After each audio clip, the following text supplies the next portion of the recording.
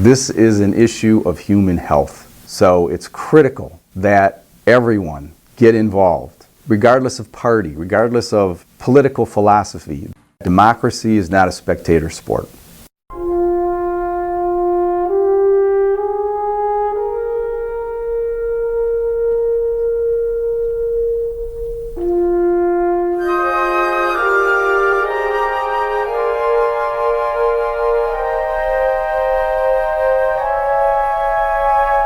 These are industrial chemicals, and their intended use is outside the body, in products or in industrial uses like putting out fires. One of the most common uses was in Teflon nonstick pans. They've been used on furniture, and what goes onto the furniture also gets into the dust. You accidentally breathe it in, and it will get into your blood that way.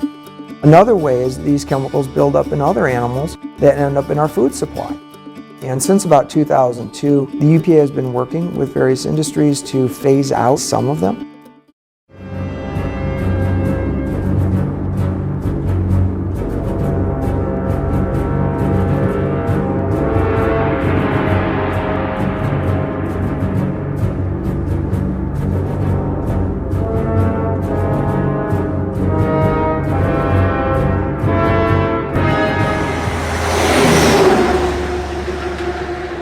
When this all started, I was just a local teacher at the high school.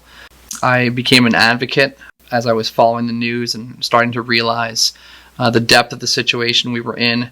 And after watching everything transpire, my wife and I decided it was time for me to run to be mayor. So I sit here as the mayor of the village of Hoosick Falls. When this all began, I was sort of watching over Facebook, watching the news articles come and go, starting to get an idea of what was going on and starting to understand what PFOA was as a chemical, where it was used historically, where other places in the country where these issues had creeped up. It became fairly worrisome. One of the most fascinating things about this situation that we have here is how much the ball was moved by just average, everyday citizens. I mean, I'm sitting here as mayor, but before that, I was a guy who put a video online that brought some extra awareness. Okay, I want you to do the following. I want you to pick an 18-month period of your life where you had some really great times. Swimming, playing in your yard, cooking with your family, gardening, maybe even taking part in some of the most recent cultural trends. And then you found out that for that entire time, you were slowly being poisoned by polluted water. And in that same 18-month period, your local, regional, and state government knew about it and let it happen. For a year and a half, village and town residents were drinking, cooking, showering, bathing, and playing in contaminated water. Babies were born and nurtured in this environment, all while the state leadership, from the top down, set up a culture of deflection and downplaying the facts. The chemical that tainted the water is called PFOA. It is extremely persistent. It will take hundreds of years to break down in the environment and is associated with a slew of major health problems, including various kinds of cancers. In 2005, the DuPont case settles and creates their C8 science panel. In 2007, New Jersey sets their long-term exposure guideline to 40 parts per trillion. In 2008, Minnesota sets its health risk limit at 300 parts per trillion. In 2009, US EPA came out with a short-term exposure guideline, defined as weeks and months, of 400 parts per trillion. In 2012, the same year the comprehensive C8 study results were released, North Carolina set its interim maximum allowable concentration at 1 part per trillion. And in 2014, Maine sets their number at 100 parts per trillion. And in the same year, a resident of Hoosick Falls notices a cancer cluster in the area, Googles Teflon and cancer, and discovers the link. He tests water samples on his own dime, and in August of 2014 communicates his findings and concerns to the village leadership, who passes it up to the county, who passes it on to the State Department of Health. And at this point you would probably presume that they would see a problem. Well, you're wrong. Instead, in early email communications, a DOH employee misspells PFOA, references the wrong company, and says, quote, "There are no regulatory requirements for reporting since the testing was done voluntarily." That begins a month-by-month progression of delaying action and exceptional ignorance to the studies of PFOA. Like those times when officials from the village and county asked for guidance from the state with health advisory language, only to have it finally in hand 2 months later, 4 paragraphs. It includes language like, Information on health effects of PFOA in humans is limited. Collectively, the studies are not strong enough to draw a definitive conclusion about whether PFOA causes cancer in humans. Which is weird because of all that stuff I said earlier. But the weirdness doesn't just stop there. There was that email in January 2015 that said, quote, "The biggest issue for the village is the current level of alarmism about the drinking water." So here we are, stuck with a year and a half of time that could have been as uncontaminated as we were told our water was, being asked to trust a government who didn't really see the need to act, but is totally satisfied by their, quote, aggressive response. Which is why we, the people of Hoosick Falls and Petersburg, New York, as well as many communities across the state and country who are facing PFC contamination, need answers. And these answers are important because they are our lives, they are our health, and they are the future of our children. The contamination caused by Wolverine worldwide came to light in August 2017. There were three initial stories. There was a story in late August related to PFAS in the river in Rockford near the site of the former Wolverine tannery. That was followed up by a story related to House Street and the fact that they were finding this toxic chemicals in private drinking water wells. And the third story was that they were finding, they discovered that Wolverine had dumped its tannery sludge at a Superfund site in Plainfield Township that is a known contributor to PFAS that's been discovered in Plainfield Township's municipal system. And so those revelations came about very quickly, and they really opened Pandora's box. Well, we got involved because we were contacted by residents. So this started on House Street in Belmont when residents began to learn that they may have been drinking contaminated water. They obviously were worried about their health, they were worried about their legal rights, they really needed to consult with someone to find out what to do. We ended up having a group meeting. We heard what they had to say, what their concerns were. We began investigating the background of what was going on, understanding better the chemicals at issue, the test results that had been done, the status of the investigation, the role of DEQ and EPA with the situation. Based on that investigation, we agreed to represent various residents in the case, and those cases were formally filed in November of 2017. They're pending. The status is Wolverine has answered the complaints and denied any liability to the residents. The case, they sought to have the case dismissed. That request for dismissal was denied. They've appealed that to the Michigan Court of Appeals and the Michigan Supreme Court, and their appeals have been denied at both levels. So the case is continuing. It's currently in discovery. So we're seeking documents and information from Wolverine. Some of that's been provided and much of it has not. And we've started the deposition process, talking to former employees of Wolverine, current employees of Wolverine, other fact witnesses, people who are familiar with the dumping that occurred in the 1960s, and doing a lot of other research into the chemicals, a lot of work with experts who understand both the chemicals and how they affect people, that understand how they move in the groundwater, a whole variety of different things that have been going on.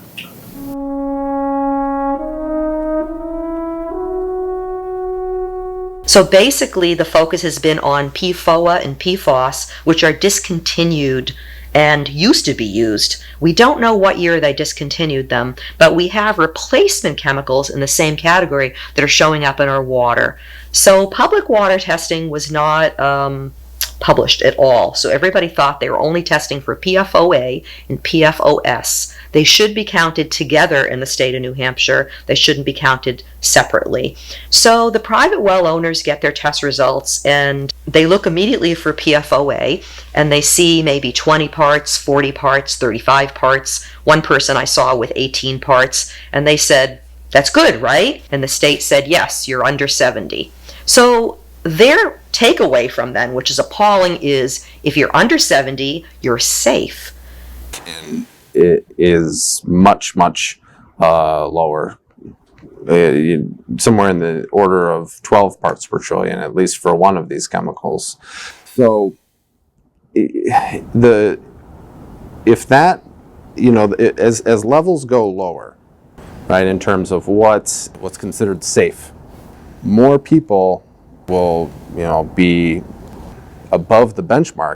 Regulation of this chemical class is at least a decade behind, and Saint-Gobain has spent over a year at this point actually, disputing responsibility for the old chemicals, the PFOA, and, well, there's not much PFOS, but it's in there.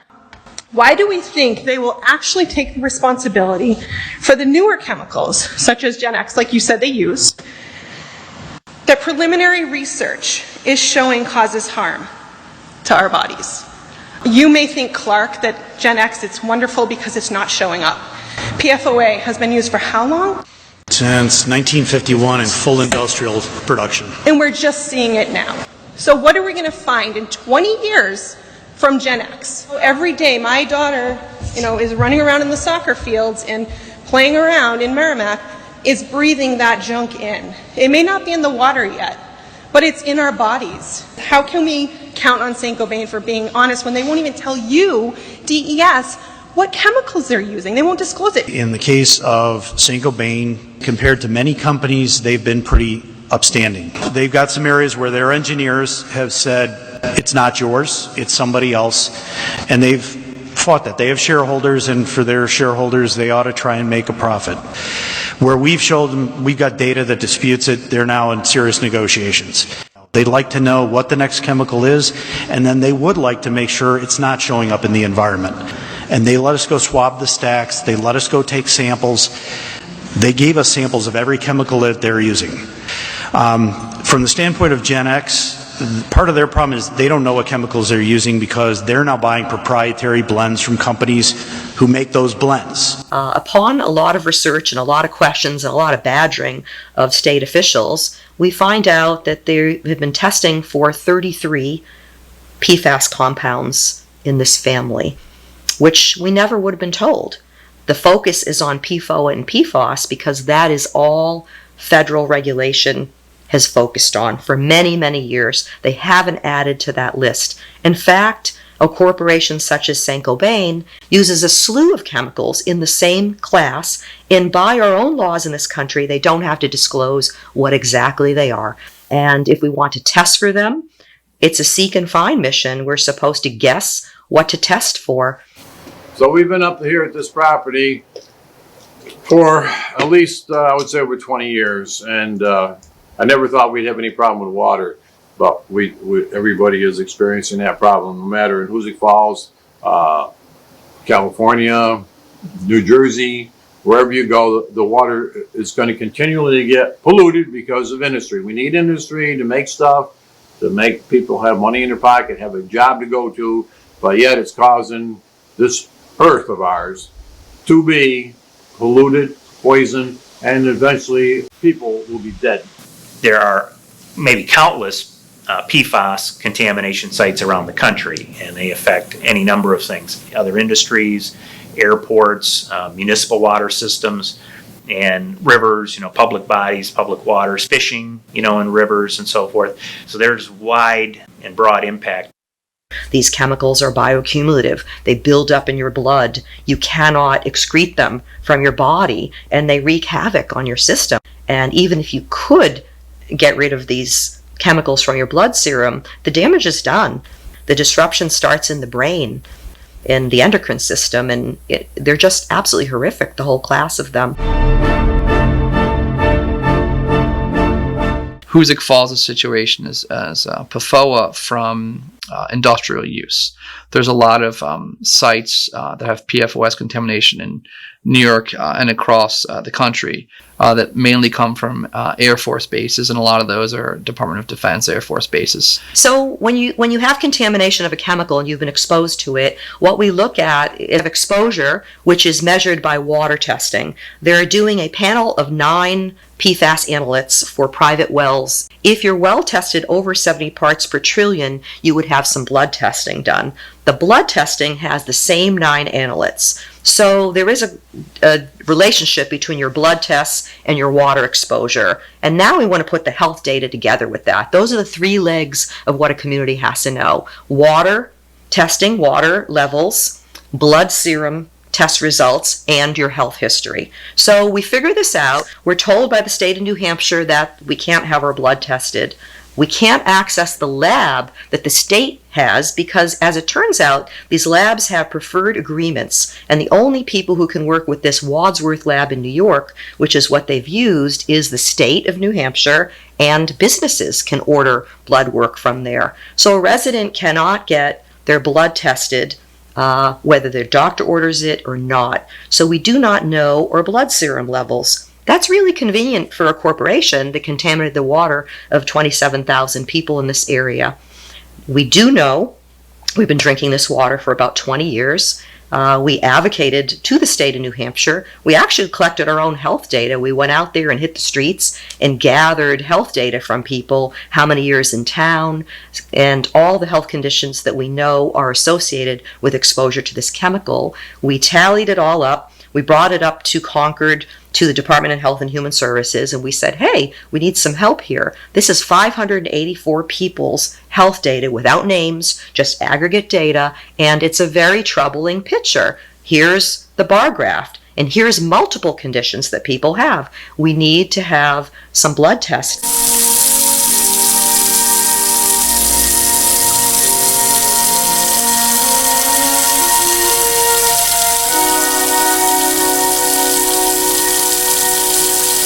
I came to Merrimack back in 1970. I have lived the majority of my life here. Back in 2001, I was diagnosed with a soft tissue sarcoma in my leg. Since then, I have found that this MFH is the same thing as the RMS that the children are developing now in New Hampshire in clusters. I was told by my oncologist at Mass General that, in his opinion, 99.9% it was an environmental cancer. We have to make sure that our kids are taken care of. EPA is saying, you guys are fine. We have so many incidents of sick kids, sick adults in our town. Sorry. I'm one of the... I've been diagnosed with cancer twice within 1 year. Yeah. They don't care. Money is their god, not people's health. You've got 4 people around here with autism. The numbers of autism, 1970, 1 in 10,000, 1995, 1 in 500. This year, 15% increase over 2 years ago, 1 in 58. Same with Alzheimer's, 5.4 million in the country. 24,000 in New Hampshire with 66,000 caregivers. It's all tied into brain connection, and so many doctors are saying it's the environment, water, air, pollution, soil, all causing it. This is a cost to the whole country, let alone the emotional. I mean, what's it doing to everyone? We all know people with some of these diseases, and yet we're told it doesn't exist. Little kids with cancer, animals with tumours. You're not telling us it's not the water. And then I hear people talk about their cats, and their cats getting sick and dying, and people need to know, and they need to just not rule out their pets getting ill or dying without looking at it and finding out why.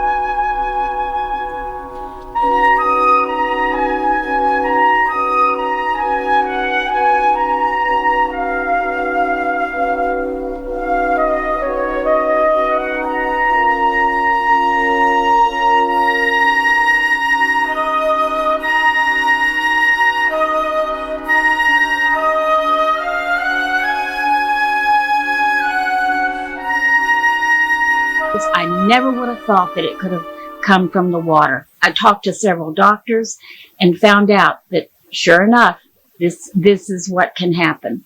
I have a son with immune system issues, allergic to everything under the sun, including the best of foods, fruits, vegetables, nuts, meats, certain seafoods, trees, grasses, weeds, dust, mold, you name it.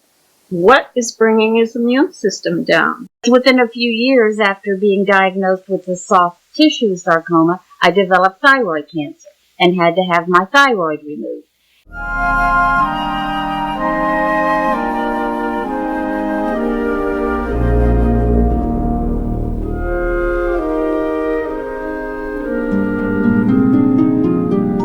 And after spending decades here in Oscoda, Michigan, which I love, with my family and friends, start over. A lot of them have gotten sick, and some of them have died. And a lot of the people I know just think, you know, it's another problem the government will take care of. People need to wake up and get involved. Our government's not going to publish on the front page of the newspapers that potentially 110 million of you are drinking bad water. It's out there.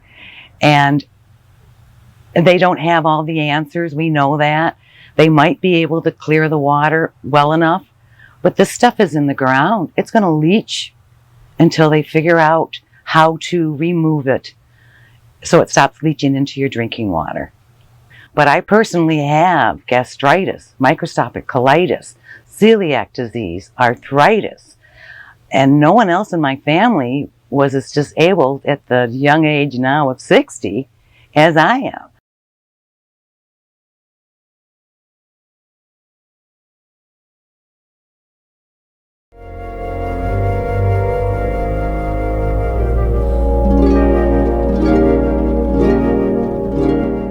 We first heard in the news that there was issues here in West Michigan with the chemical, the PFOA and the PFAS, and that wells were contaminated in the Belmont area. Well, being a Belmont area resident with 37 grandchildren, 7 of my children live within the area, I was very concerned because it was a well water issue that they were reporting. Drinking water wells were poisoned, and turns out we went to a meeting in Rockford, at the Rockford High School.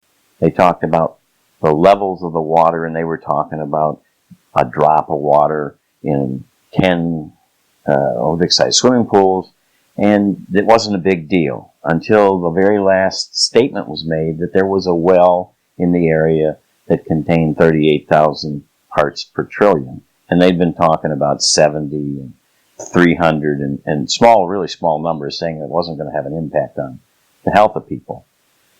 And that was one of those moments that just shocked me to the core, and I bought the point-of-source filters that go on the sinks, and I put those on before any testing ever began because I had something in my gut that said this water could easily be contaminated in these wells.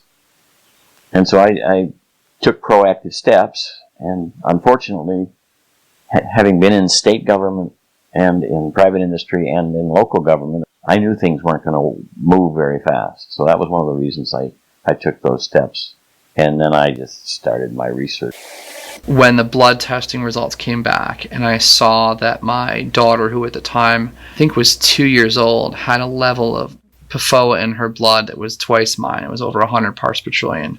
I opened up mine first because I thought it wasn't going to be that big a deal because we'd been only in the village for about 7 or 8 years at the time, and I saw that my results were over 50, and I was pretty stunned by that.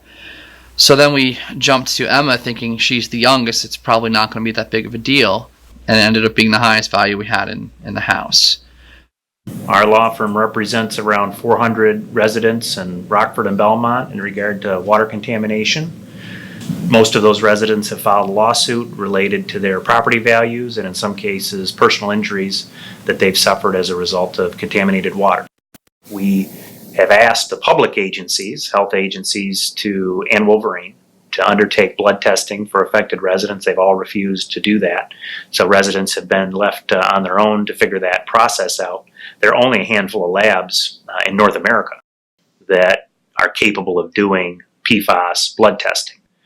And what we ended up doing is locating a couple of those labs, working with them to establish a protocol for blood testing, and ultimately 50 plus residents have had their blood tested, and those results by and large show very high levels of contamination in the body, in the bloodstream, the PFAS compounds. I mean, if you had 20 or so parts per billion of some of the PFOA compounds, you would be in a very high percentile, like the top percentile in the country. So lots of people will have it in their blood, but at very low levels. We've had clients that come in as high as 5,000, parts per billion. Some of the blood level results that have been obtained are among the highest recorded, like in the United States, of all the testing that's been done of people, including workers who have workplace exposure. They're exposed daily, constantly to these chemicals. Many of them don't have levels as high as what some of the residents do in the area. And we don't have, many other states and many other areas have had access to blood testing. We don't really have that. We had a very small sample. I think 217 people were tested randomly. Of those people, only around 20 to 25 were within a 1.5 mile radius of St. Cobain. Proximity, location of residence in proximity to St. Cobain, the levels were higher. We think that if everybody was able to access blood testing, that would be confirmed probably at much higher levels.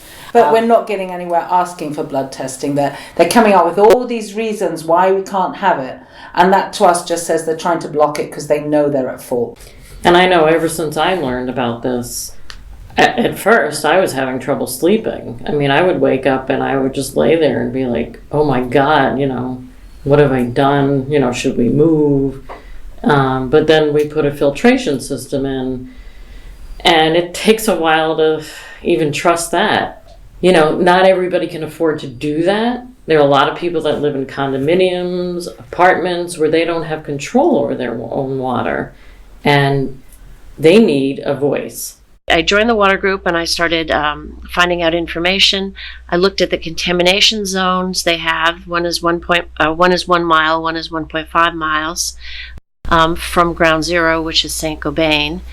And our house lies outside of that zone of contamination, which is what they call that. We have a private well. The first time we got the water tested, it came back as 20.4 total PFOAs in our water, which was a surprise because I wasn't expecting anything. So when the state held a big meeting in our town, DHHS came and they spoke and everything. I presented our results. And they came to me and they asked me if they could sample our water and test it themselves. So they took our water, they tested it, and the total results came back as 45 parts per trillion instead of 20.4 parts per trillion. So our water was even more contaminated than we had thought it was. We all have been drinking bottled water since October. We're in the process of getting a full house filtration system that cost us $1,100. We're getting a reverse osmosis filtration system on our kitchen sink, which is where we will have all of our drinking water come from. We need to find a plumber who can put in these systems. We're having a little difficulty finding somebody with the knowledge to do that. We're trying very hard to clean up our water. We're not getting help from the state. We're not getting help from St. Cobain. We have to put out all of this money to make sure that our family drinks clean water that is free of man-made chemicals. So we think we're close to having a safe, permanent source of water, and I guess that depends on how you define permanent. What we are told is that Plainfield Township's wells test clean, or close to clean, and that they are filtering the water that they are getting from those wells. So the water that ultimately makes its way into the water mains and into people's homes does test either clean or very close. If those wells get contaminated down the road, then obviously we don't have a permanent supply anymore. And then there's questions, is there a filter system big enough to handle and clean all of that water? We've been dealing with contamination for decades here. The base has been closed since '92. It's almost kind of laughed off as like it's going to be another 30 years in dealing with this. And another 30 years is just too long. Right now it looks like the Air Force will only treat to the EPA levels, even though everybody knows this is going to get worse. Even when PFHXS data starts coming out, they know that's just going to compound the issue. Right now they've said they will treat at the source. To them, the source is whatever happened on Wordsmith. But because this has gone on for so long, other areas have become secondary sources because their sources have leached into places such as Clark's Marsh or into Van Etten Creek. And they need to come in and treat those also, or this just drags out the problem that much longer, creates such health problems not only for the people but for the environment. We just want the Air Force to come in, tackle the problem. We don't really care why it's there, just get rid of it. I'm an Oscoda resident for the last 10 years. I was an environmental engineer for the Environmental Protection Agency for 38 years, but I became concerned about the contamination that has been found to be going on for a couple of decades. I found out about a Restoration Advisory Board capability to bring the public officially at the table with the agencies, the Air Force and the Department of Environmental Quality. And so I convinced the township to put in an application for that, and the Air Force approved it, and we started our meeting in 2017. Community side of the Restoration Advisory Board elected me as co-chair. So for the last 6 months, I've been working with our community members and the Air Force, who's also a co-chair, and putting it together and having meetings, which we publicize and get the public involved, and they can ask questions at the end of the meeting. But more importantly, we're broadcasting it on YouTube so they can really hear what the decision makers are saying.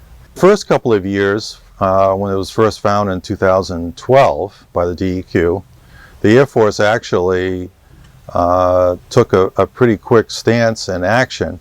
Actually, I have a picture right here that shows the "Do Not Eat the Fish," and it's an Air Force site manager who's putting the sign up along the river in downtown Oscoda, and that was in 2013. And then they put on a filter 2 years later to start cleaning the groundwater and the pollution going into Clark's Marsh that goes into the Osalba River. But after that, the Air Force and the DoD Department of Defense found that there were so many sites across the country and drinking water was involved, they were running out of money. Each one of these filter units costs about $3.5 million and about $500,000 a year to operate.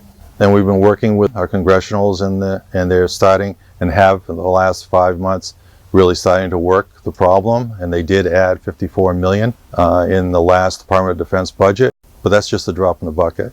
It needs to be measured in billions. So that takes the president to authorize that amount of money.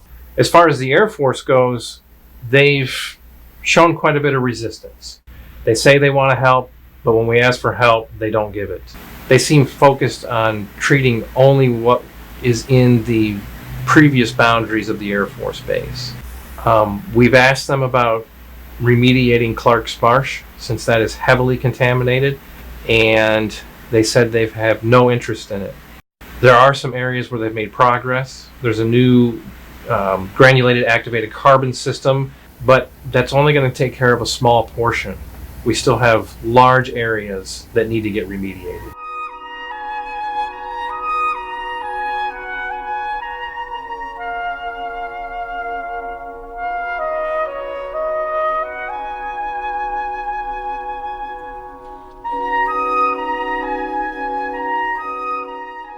I think the danger to Lake Huron is significant. Everything that's coming out of Wordsmith Air Force Base is leaching into rivers, and within 24 to 48 hours, that's being carried straight into Lake Huron. So you can go take a measurement of Lake Huron, and it's very low levels, but it's just continuous. Whatever's leaching out of just Wordsmith alone is getting into Lake Huron, and then other municipal systems that are drawing in their water are getting Wordsmith contamination that's affecting millions of people. The sooner they can get Wordsmith remediated, the sooner they can start bringing levels down in Lake Huron. I think we've lost some trust in our elected officials and our agencies a lot, including the agency that I worked 38 years for, EPA. But we need to push them and hold them accountable But we also have to realize that someone has to pay for this research and work, and that's the taxpayer. I'm a firm believer that the Air Force was not told about the health effects when they started using this in the 1970s. They didn't find out until the late 90s, 2000. If you've got any common sense to you, you know that the water that's up here and the water going into the ground is going deeper and deeper and deeper. It has chemicals in it. It's going deeper and deeper and deeper. Once it hits the open vein, which is just a tube, to you people that don't know about it, just a tube of water, and it's flowing in like an underground river. That's going to pollute everything from that point down. And nobody from New York City, New Jersey, California is going to come up here and say, oh boy, you got a nice piece of property. You got 30 acres, 40 acres. Jesus, I want to buy it. Then how was the water? And you say you got bad water? They're not going to buy it. They're going to go elsewhere. The Rockford-Belmont area was a hot real estate market until this happened, and it's cooled off considerably. Now, people are still able to sell homes, but it's taken a lot longer. They're having to drop the price. They got to prove that they've got safe water somehow, so they're putting water filtration units on the main line into the house, a whole house filter. Well, you got to maintain that. At some point, the carbon in that filter becomes saturated with PFAS, and then the chemical, it's not as effective, and so the chemicals just start passing through the filter. And so there's these homes that, unless they're connected to a safe water supply, are going to have to be sold with a deed restriction on them. Well, that deed restriction is going to, depress property values. If there's a lot of them in a particular municipality, then that's going to suppress property values across the board.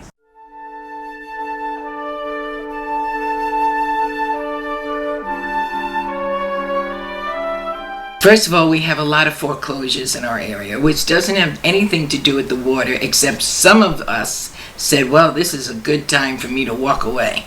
And that in itself has dragged down a lot of our property values. But we don't have a lot of commercial in Hoosick Falls, but these are residential, and that's where most of the people are more concerned about what their property values are. I emailed 3 girlfriends in town that are realtors, saying what are realtors telling their incoming buyers. One of them never replied. One of them came back with a pathetic answer and then didn't expand when I questioned her.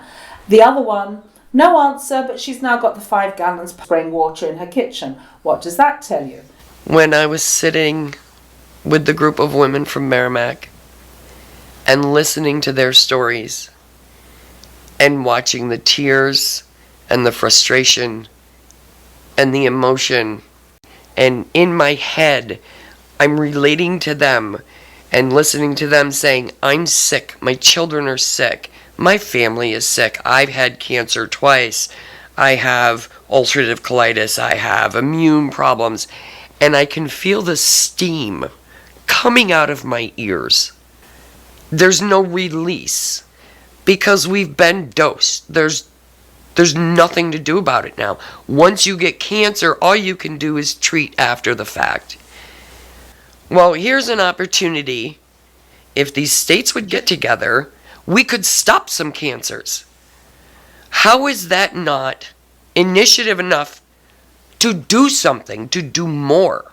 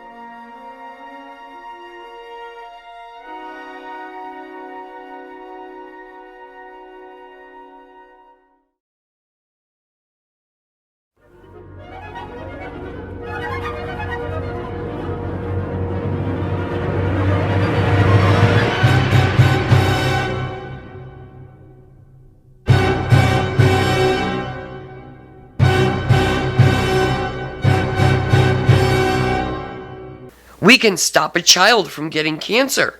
We can stop a mom from going and having her kidneys operated on. We can stop a daughter from having to go get her thyroid removed. I don't understand that part of it.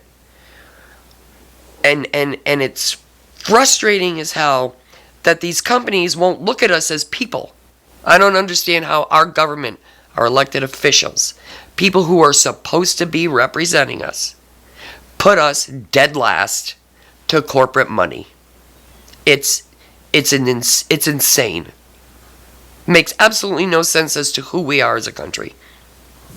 You certainly learn from other people's activities. There's precedent. Sometimes there's legal precedent on how these things get resolved, although in these types of cases there's not a lot. You can analogize to other situations that involve other toxic torts, other chemicals, other spills, and environmental damage. So you can certainly do that, and a lot of that law, I'm sure, will impact how these cases are resolved. But we're in a very fluid situation. The state of Michigan has, I think, tested something like 4,700 wells for PFAS, not just in the Rockford area, but across the state, because what happened with Wolverine is it really forced the state of environmental agency, the DEQ, to sit up and take notice. The DEQ just recently finally announced cleanup criteria for these chemicals, just a couple of them, PFOA and PFOS, not even addressing all the other PFAS compounds. And at the federal level, EPA is undertaking more research into what the appropriate guidelines should be, whether there should be a drinking water standard and so on. So all of this is happening in real time, and I'm sure it'll have some effect on our cases. Because once the state stops taking care of the water for the people in Hoosick Falls and stops taking care of the water systems that they put into the houses in the towns of Hoosick Falls and around the Hoosick area, once they pull out, the people are not going to have the money to maintain those tanks and the filters out of their own pocket. But so they still got their poisonous water full of the chemicals, and God knows what else is in there besides the PFOAs. That's all they tested for. There could be another chemical in there. You never know. But anyway, they say, if you can believe the politicians, they're a bunch of liars. They tell you what they want to tell you, and then they walk away and they say, forget those guys. They don't know nothing. They're so dumb. We'll just raise their taxes and tell them their property is worth more now than it ever was in history. Yep. Well, you hope that it gets made right. That's what you hope. You have lost a value, you want that replaced, and that can be replaced with cash. So that's the bottom line. That's how the homes were measured in dollars of value before all this happened. They can be measured in dollars of value after all this happened, and there's a difference between those two numbers, and that is one of the things that Wolverine owes these residents. The ultimate dollar amount will be determined by an expert. So those experts are engaged right now. They're reviewing the data, they're making decisions, and there's more facts coming in. So that's to be determined as part of this discovery process and the litigation, and it's likely to be different depending on where people are. We represent people who are literally adjacent to the dump. They're going to have the greatest amount of loss and exposure because no one wants to live adjacent to the dump. The people who live down the street are going to have significant exposure and significant loss in value. Presumably, the further out you get from this, and the less likely you'll have increased impact in the future, then correspondingly the lower the loss and value to your property. Actually, this has been a significant distraction to their work lives, their professional lives, their family lives. Many things that they had hoped to do, they haven't been able to do. Just by way of example, one of our clients is a family with a young child who was breastfeeding. And because the mother had been drinking the contaminated water, they made a decision to discontinue breastfeeding. And that was a very significant event for them. That is not what they wanted to do. That's not what they intended to do. But they were put in a position where they just didn't feel they had any other choice. The beach that you see right here was the Air Force Base beach. Many people use this area, including myself. I believe that I was exposed to these contaminants back in the 80s. I worked as a lifeguard on this beach and for 3 years and swam in it constantly. They say that surface water or dermatological exposure is not a problem, but we don't know that. Again, the studies are not conclusive about that. They're very limited about dermal exposure. There's visible foaming on the shores of Van Etten Lake. Now there are different kinds of foam. There's natural occurring foam that many people who live on lakes or visit lakes they see, but the foam that we see here on Van Etten Lake is a different kind of foam. According to the Michigan Department of Environmental Quality, they'd never seen that, and so they are in the process of attempting to figure out how to test it and to contain it. Our village ended up facing some really awful possible settlement agreements with the companies who were responsible for the polluting. Fortunately, enough people came forward from all across the state as well as the community, and those situations turned around. And there were a lot of questions at that time. This was back in early 2017 of what was going to happen next. In our situation, we had a Facebook page that ended up being sort of the go-to location for everyone in the village and even outside the village, people who were following the situation, because the Facebook page became sort of a trusted spot. There were no politics involved in it, and it was less about forcing an opinion. It was just, here's the information, here's the latest stuff, here's the latest news story. So I think getting the information in people's hands and getting organized and getting educated on what is going on is really essential. After that, I think the next most important component is getting in contact with other communities who've gone through it. There are way too many communities who've gone through it. And we're all at different stages, and we all have different situations. Each situation is unique in its own way, but we're also very similar in the challenges we're facing, the pursuit of trying to get answers and get things to happen. I feel very comfortable right now of who's got our back. But it took pissing people off to run for an office. That's not an easy thing. You think, how much time could village mayor take up? Plus, Rob's a music teacher at the school and he has 4 kids. And he talked with his wife about it for a long time, about how much he was going to give up to do this. And he's been getting some crash courses on the political end, which isn't pleasant.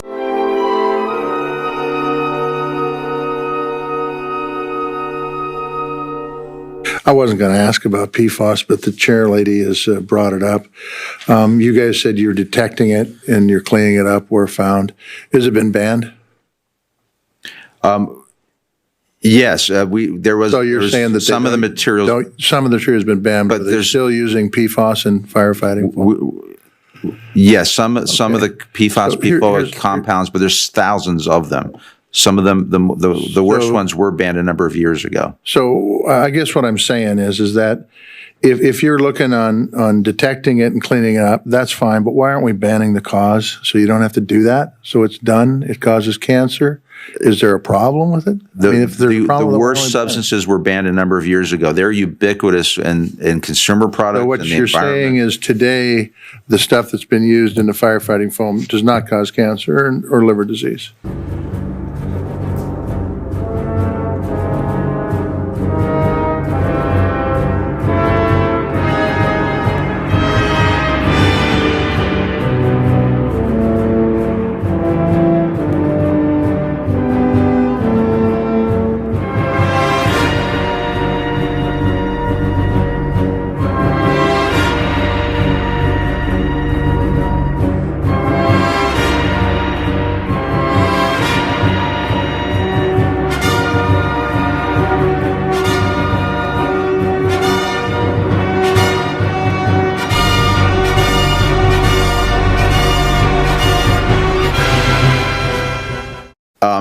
I'd have to get back to you on the exact ones that are in the firefighting foam.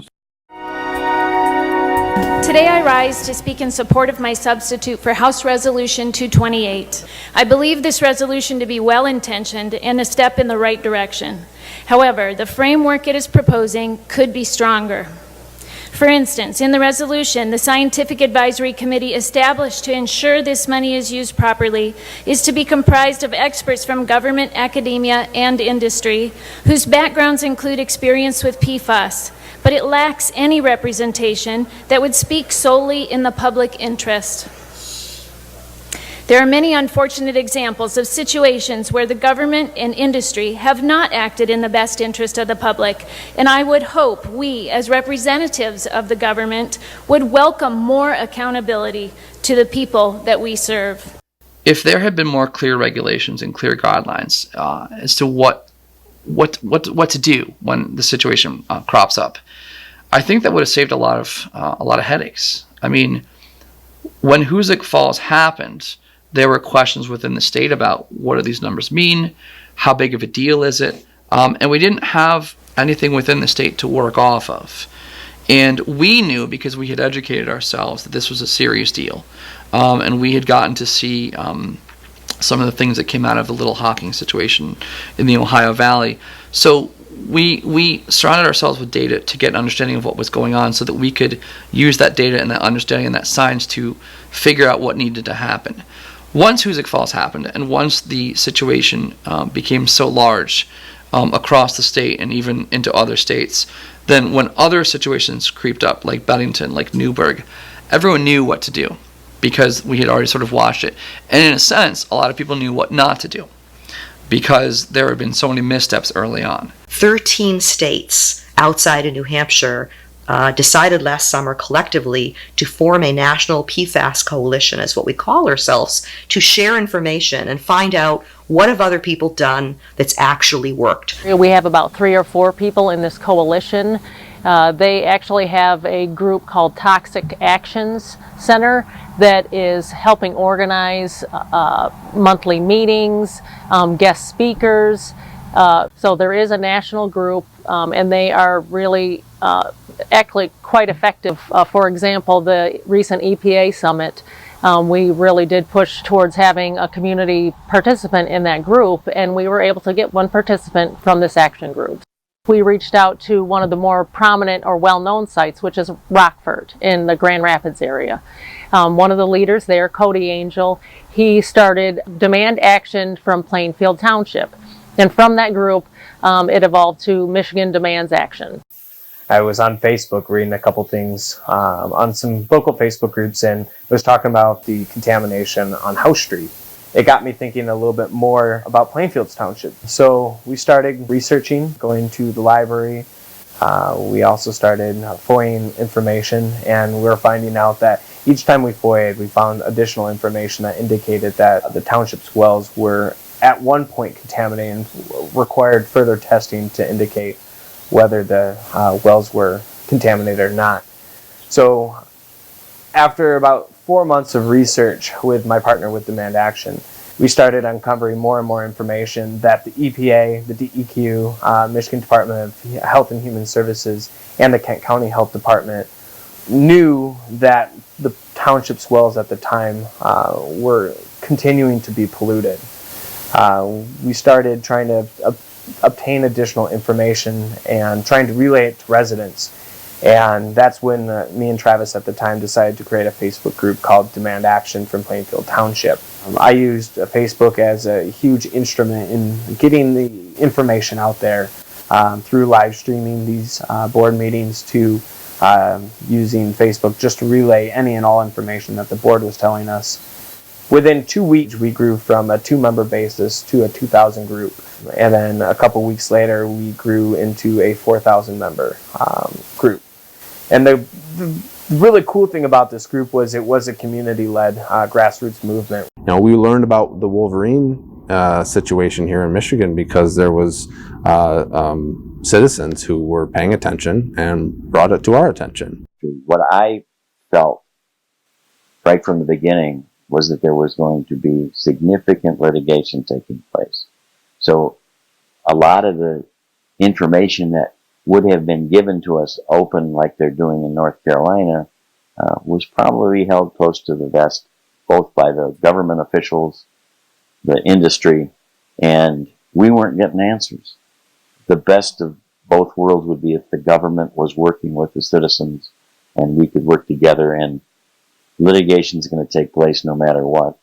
Significant harm has been done to some of the citizens, but when you hear things like the Attorney General won't let us release this information yet, I'm concerned that we aren't getting that transparency.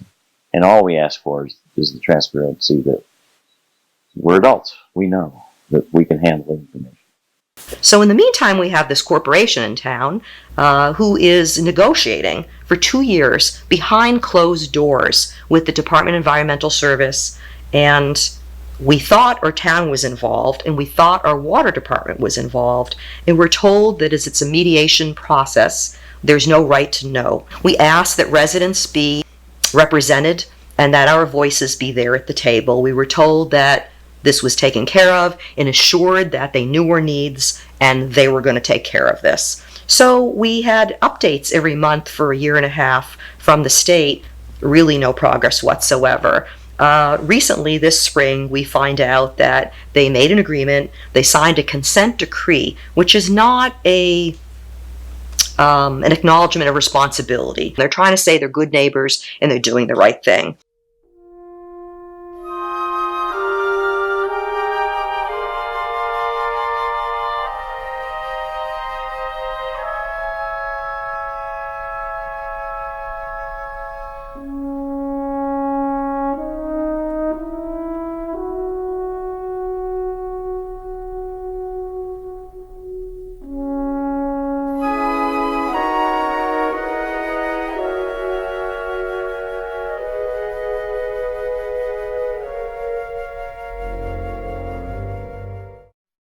The best thing would be to overturn the municipality and the members on the municipality who had been there since the 1950s. And they're not employees, they're just a board of commissioners that oversee. Correct. And they, unfortunately have very limited view of progress, and we've done things this way since the 1950s. Part of the plan was to overthrow the MVD and try to close them down. They weren't working for our best interest. While we were doing that, we saw that a number of seats on the MVD Commissioner's office were up for renewal. So strategically, we tried to get members of our water group who had some knowledge of the contaminants, some knowledge of the dangers, and how we were having to fight constant battles day in and day out. These battles weren't just against the water district. No. We had EPA, DES, DHHS, doctors, researchers. Oh, you don't know what you're talking about. Right. There's nothing wrong with the water whatsoever. Correct. I drank the water since 1956. Yeah, we grew up drinking water, as we said. You didn't have orange juice and soda. You had water. So what have we done to our body for 30 years? So fortunately, good or bad, I was elected for the board, and 2 of my colleagues have been elected for the board as well. So now we're able to affect some change.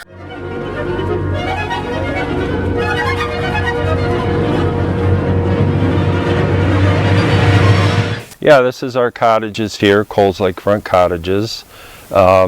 We have a very good business here. We book out every summer, and we're noticing this summer a drawdown, or we're not getting the renters that we have been getting. Myself, I believe it's from the contamination. Several years ago we came home, and in our mailbox was a letter not to drink or cook with the water. I have 2 wells here, one for the cottages, one for the house. They both have contamination. We have notices in each cottage, and it tells them what the situation is with the drinking water.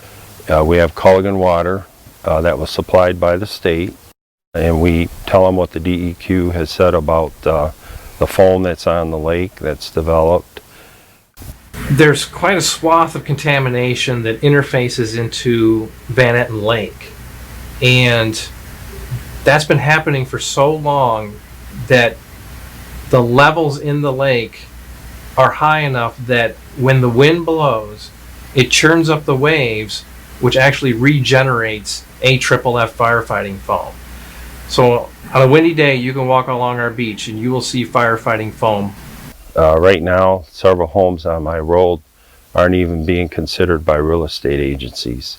And we need to all step up here in Oscoda, bring attention to this, not try and bury it and think it's going to go away.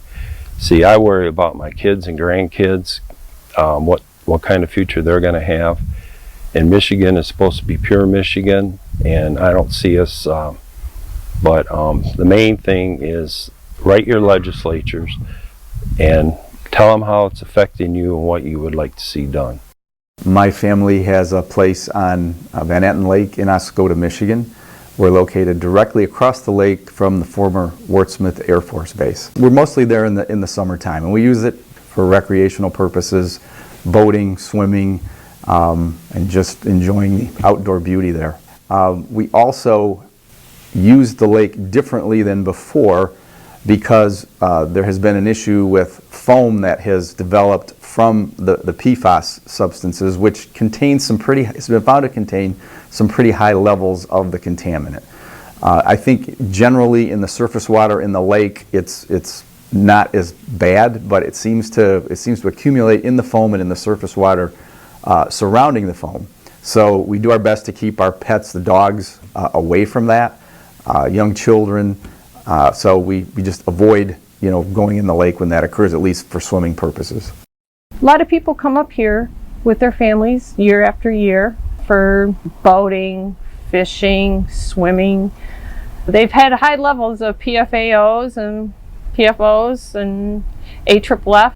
As far as swimming in the lake, right now we're being told that it's not harmful and that our kids are okay as long as they don't swallow the water. Well, if you're a toddler and you're playing in the water, stuff happens. I joined the NOW group to become an advocacy for our community as well as our children and our wildlife. We need our water to exist. As we progressed along in Oscoda, what really was a turning point there was the emergence of this foam, because all of a sudden it was a visual, living, can't wish it away kind of phenomenon that wasn't there before. And I took pictures of it. I sent it to some news reporters. And that very same day as well, I had been invited to go meet with a group of folks who were trying to get organized. And I remember saying to them, I hope you aren't offended with me, but I've sent this to some news reporters. That almost to a person in that room, they said, we've done nothing so far, and look what that's gotten us. Here we are today. And so on that day, basically, the group Need Our Water, I don't think we had a name at that time, but the group Need Our Water, the community group, really began to come together.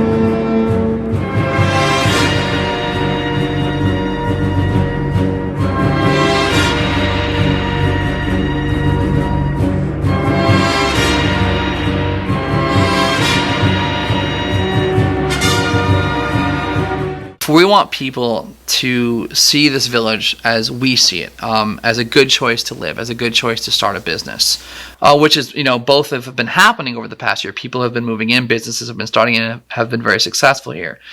The thing that's going to make people take the plunge and take the risk of moving here or opening a business is to know that the situation is being handled or the situation is solved. We were the first one to have the problem. That's why so many communities reached out to us, okay? It's time to market the area. We have a great area. When all the news crews came in here, I took them past the pool and the skating rink and the playground and the school, everything you could think of. The water has become a little bit of an issue, but the community itself is still good. We have a lot of volunteer organizations left and right. If anybody in this town needs anything, the entire town steps up for it. And remember why we all still didn't move out. We didn't move out because we don't want to move out, and we want to live here. In St. Cobain, when the Kiwanis Club was redoing the playground, they donated the chair. I mean, they did a lot to help the community.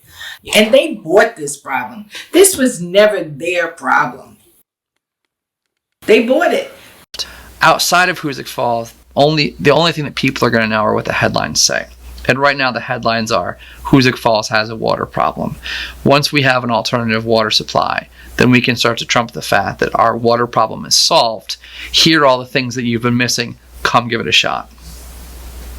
Part of it, the workers that are in the factory, there's some concern, with their jobs. They're worried that if you continue to push, the company will pull out.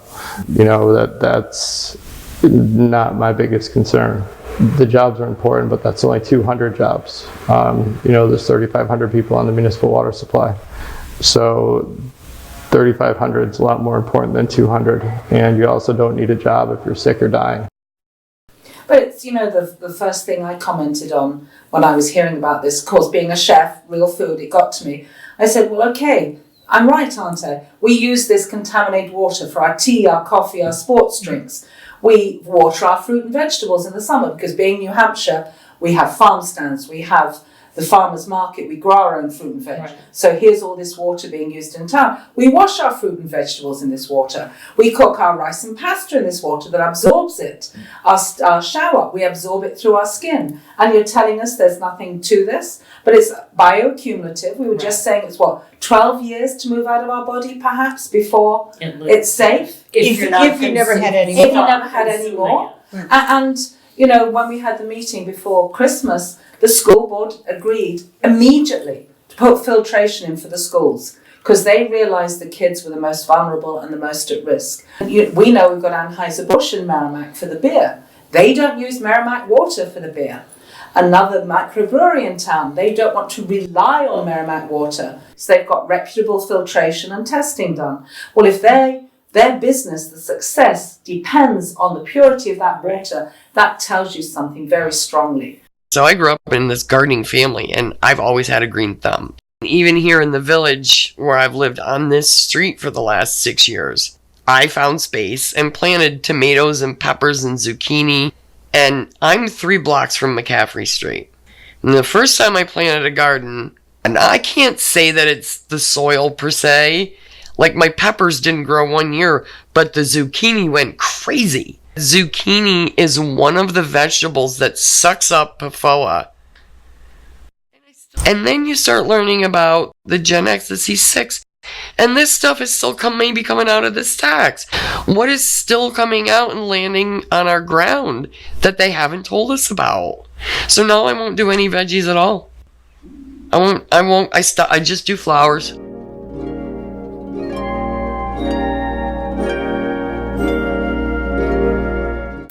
At this point, we're almost 6,000 people strong. We have an epidemiologist on our team. We have former EPA, former DEQ members, and we're just, we're raising awareness about contamination throughout our state.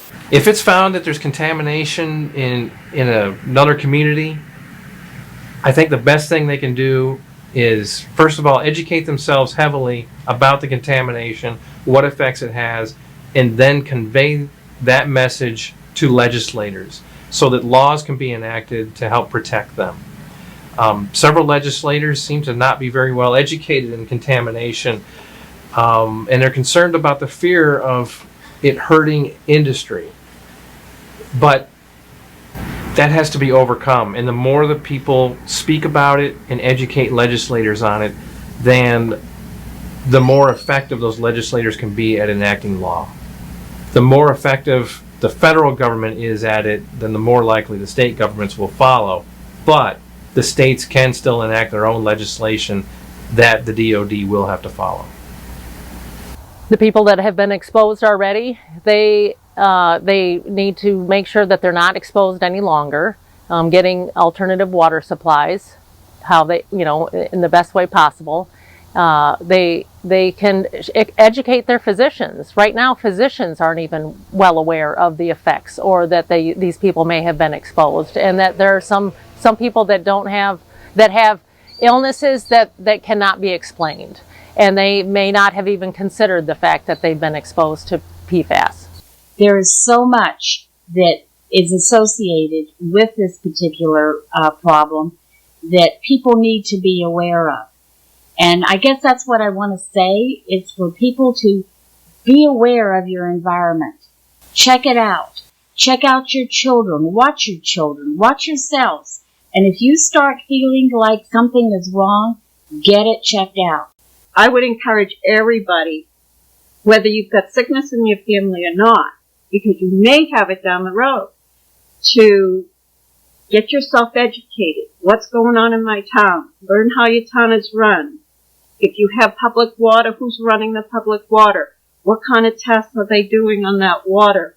If it's a private well, then you need to get your well tested for PFAS chemicals and a whole slew of other chemicals to find out whether or not that is healthy for your family.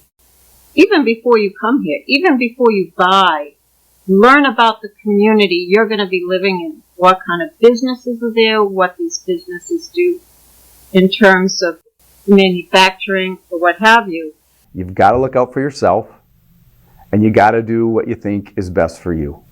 If you find that there's something that you hear that just doesn't sit right, doesn't make sense, don't just accept it and move on. Ask the questions. I think it's important to consider where information's coming from when you read about this sort of stuff. You need to listen and read critically.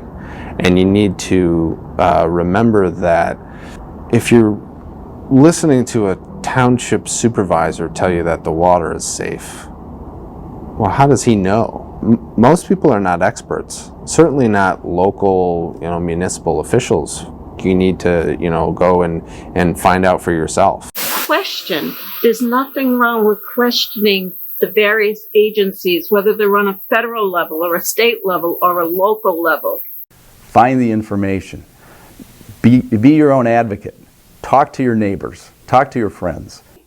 If you're too afraid to speak, write letters. I wrote to senators. I wrote to DES, which is our environmental services in the state.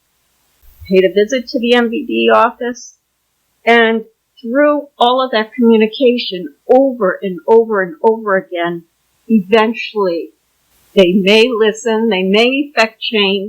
Pay attention to the water quality reports. Pay attention to the reporting that's done by the local media. And if you feel like you're seeing stuff that you should be, there should be more attention paid to, call those reporters and say, hey, do you know about this? The Freedom of Information Act, which is commonly known as the FOIA, is a law that gives you the right to access information from the federal government.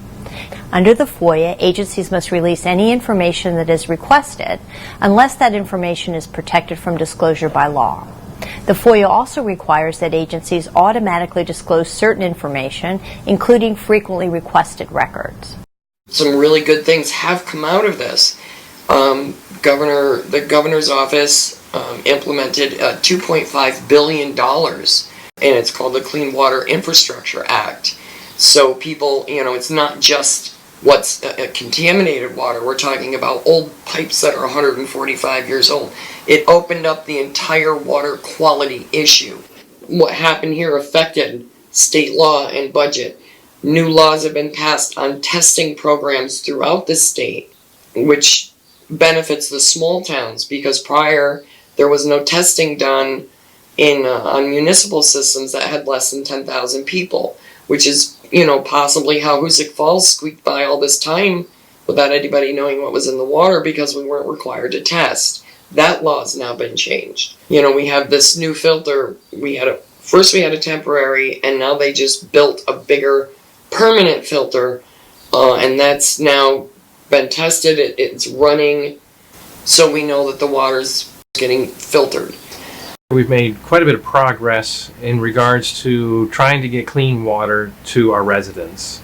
That includes making a water main extension so that they can come off of the contaminated wells and get put onto the municipal water system. The USDA had granted us $500,000, and the state just recently provided us another $300,000 so that these people can get a connection with minimal cost. Every day that I'm on Twitter, a new community comes up facing the same PFOA, PFOS water crisis as they're testing naval bases, military bases all around the country. If you're adamant and persistent and you keep asking the questions and you keep going for the information and you keep up the fight, you'll get more and more information from the people you need it from. Do not give up. It might be a really long battle, a really long fight. It's exhausting, it's tiring, but you have to keep going and fight for yourselves. You know, I think we're in a better place with the new mayor involved. You know, he's pushing for the issue. He believes in it. You know, I believe that there's a stigma attached to the water that's going to take some time to overcome. But, you know, in 20 years, I hope that, you know, the community is flourishing. You know, I think that once there's confidence restored in the community, in the water supply, in the air, I think that the economic development can come from there. Once people know that they're safe, they could come back.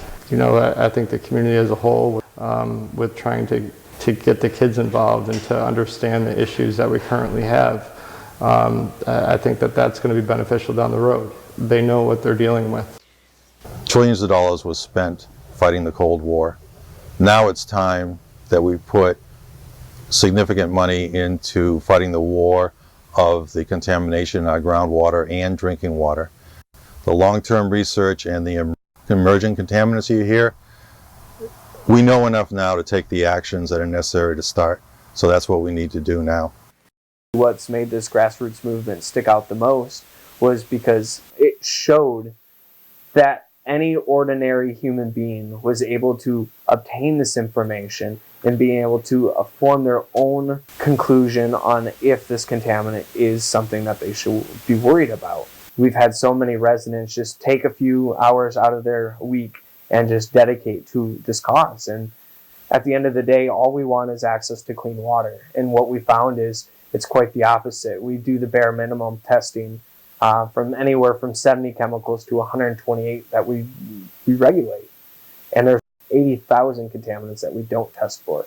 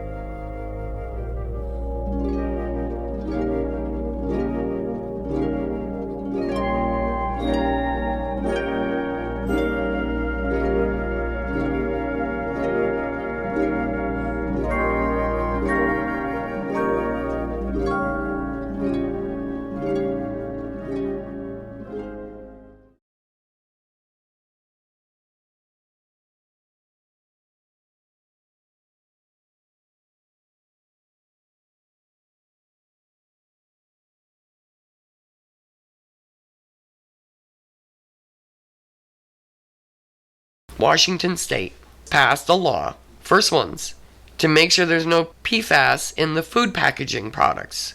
The pizza boxes, the Chinese food cartons. They're the first ones that passed a ban on PFOAs on the food packaging.